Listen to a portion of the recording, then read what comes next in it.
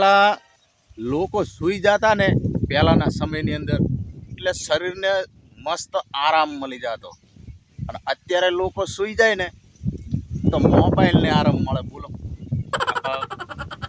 અને વળી જો પાછા 2-3 કલાક મોબાઈલને ના આડ્યા હોય ને તો મોબાઈલના દિલમાંથી અવાજ આવે કે માલિક જીવો છો કે મરી ગયા.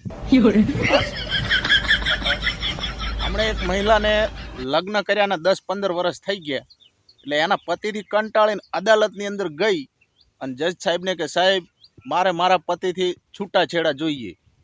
એટલે જજ સાહેબ કે શું વાત કરો છો, આવું કેમ, તમારા પતિ તો કબડ્ડીના મોટા ચેમ્પિયન છે. તો મહિલા કે સાહેબ એ જ વાતનો વાંધો છે, ઘરે પણ એ તો એમના મગજમાં કબડ્ડી એટલી બધી મગજની અંદર ઘૂસી ગઈ છે ને, તો ઘરે પણ હોય ને તો મારી જોડે ખાલી અડીને જ રવાના. તો મારે સંતાન જોઈએ, મારે નથી રહેવું ભાઈ, યારે મને છૂટા છેડા હાલતો. એક પત્ની તમે જુઓ તો હમણાં એના પતિનું માથું સડ્યું છે એટલે બિચારી માથું આમ દબાવતી હતી હો. ખાટલામાં પતિ તો ઊંઘેલા અને માથું દબાવતા દબાવતા એમ કીધું કે સાંભળો છો, આ લગ્ન પહેલા તમારું માથું કોણ દબાવતું? પતિ કે કોઈ નહીં, લગ્ન પહેલા મારે માથું સડતું જ નહીં, આ તો તું આવીને કચકચ કરીને મારું માથું સડાવે. પછી તો જુઓ ને મહાભારત ને રામાયણ બધું સાલું. હા હોં દીધી મહાભારત. હમણાં 3જા ધોરણની અંદર ભણતા છોકરાને શિક્ષકે સવાલ કર્યો સ્કૂલની અંદર કે બોલતો બેટા તારા મમ્મી પપ્પા શું કરે છે? એટલે છોકરો કે સાહેબ અમન તો હવેળો ઊંઘાડી દેશે, પછી શું કરે આમ મને ખબર નહીં. આજ સાહેબને એક ભાઈની પત્ની તમે જુઓ તો એના પતિ ઓફિસે જવા જેવો નીકળ્યો ને ઘરેથી, એટલે એની પત્ની એના ધણીને કે ઓફિસેથી જલ્દી પાછા ઘરે આવી જાજો હો, આપણે પિક્ચર જોવા જવાનું છે, ફિલ્મ જોવા. એટલે એનો ધણી કે ના હું તો, એની પત્ની કે નહીં આવો ને તો જુદા જુદા ચૂંટણીના નિશાનોથી સ્વાગત થાય છે તમારું, સમજી લીધું. ઓય જો સમયસર આવી ગયા તો ભારતીય જનતા પાર્ટીનું નિશાન ખબર છે ને, ફૂલથી સ્વાગત કરીશ. અને થોડાક મોડા આવ્યા તો કોંગ્રેસનું નિશાન યાદ છે ને, એનથી સ્વાગત થશે. અને એનથી જો વધારે મોડા આવ્યા ને તો આમ આદમી પાર્ટીનું નિશાન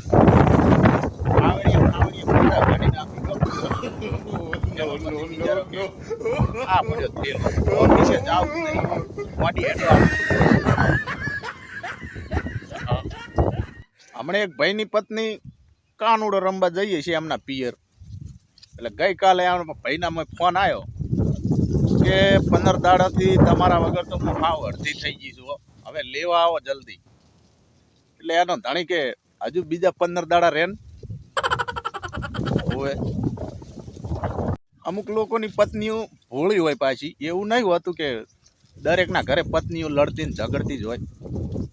અમુક પાછી હોશિયાર હોય, મેસળી મેઠી હોય, અને એ મારી ઓળશીઓ શાકમાં મેઠું ને મરસું વધારે નાખીને બદલો લઈ લે પાછો, લડે હળે નહીં.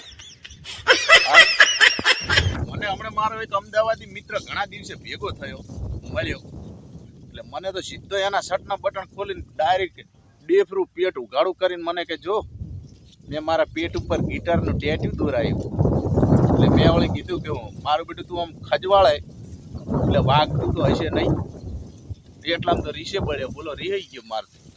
હા હમણાં સવારમાં કસરત માટે સવારમાં આમ સોસાયટીની અંદર નીકળ્યો, ઘરની બહાર આગળ થોડોક ચાલ્યો ને ઘરની આગળ એક બોર્ડ મારેલું આવ્યું કે આ ઘર વેચવાનું છે.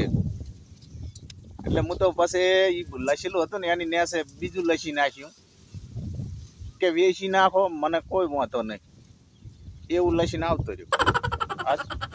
હમણાં બિચારો એક દર્દી ડૉક્ટર સાહેબને ફોન કરીને કે સાહેબ હું રોજ 50 રૂપિયાની દવા લઉં છું તો કોઈ ફાયદો થતો નથી. એટલે ડૉક્ટર સાહેબ કહે તો એમ કરીને હવેથી તું રોજ 40 રૂપિયાની દવા લઈ જા, તને 10 રૂપિયાનો તો ફાયદો થશે જ. આવા ડૉક્ટર